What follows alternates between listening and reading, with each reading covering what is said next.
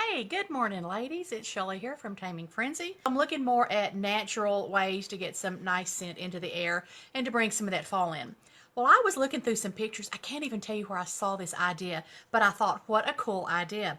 They had taken a pair of apples and had turned them into candlesticks. And I thought, well, that's an interesting idea because you cut the apple open and it smells nice. And, you've brought some of the outdoors in. It looks, it's nature and all that, which is what we think of fall.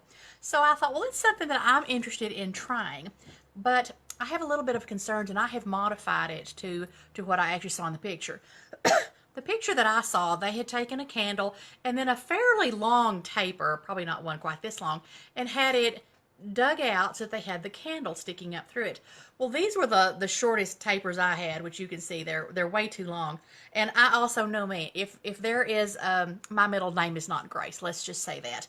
I can be a klutz, I can trip over the air.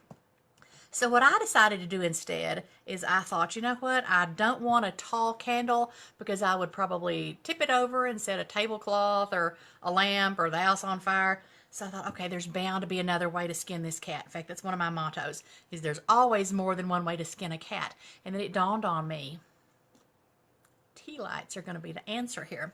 So what I actually did, I've got one here that I actually made just a few minutes ago, is I actually, when you're looking for an apple, if you want to do this, you do want to pay attention to the bottom of your apples, because if the bottom of your apple is uneven, it's not going to sit right, which you could still use it, but you would have to pay real close attention to the angle that the apple is sitting at when you decided to dig out the top so you could put your tea light in.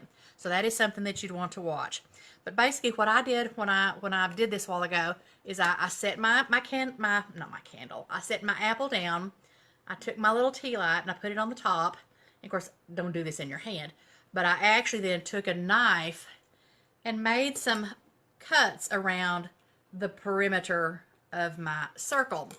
And then I went back, once I had the perimeter of that kind of outlined with cuts, then I went back with my knife and I dug out some of the flesh of the apple, and then I put my thing down in it and I could see that, okay, it's not quite deep enough. So at that point I took a spoon and I dug a little more of the apple meat out of the inside of the apple and got it to where it was kind of the depth of my tea light and about the right angles and things. And then all I have to do now, well, the other thing I did, I took some lemon juice and I brushed the inside of the apple with some of that lemon juice to help keep the apple from turning brown any sooner than normal.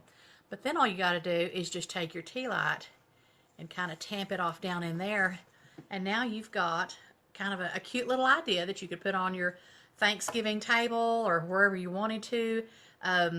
Being a tea light means it's not in danger of tipping over because it's so top heavy.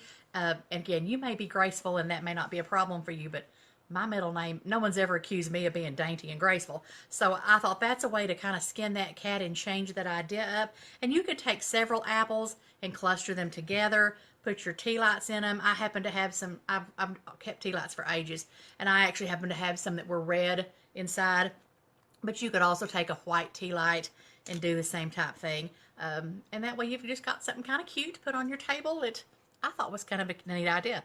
Now, when this apple goes to getting a little bit too brown inside, and I decide that, okay, I've had enough of that, I'm then going to take the apple, slice it up, put it on a cookie sheet, put it in a really low oven, about 200 degrees, and I'm going to dry it out so I can make some homemade potpourri with it.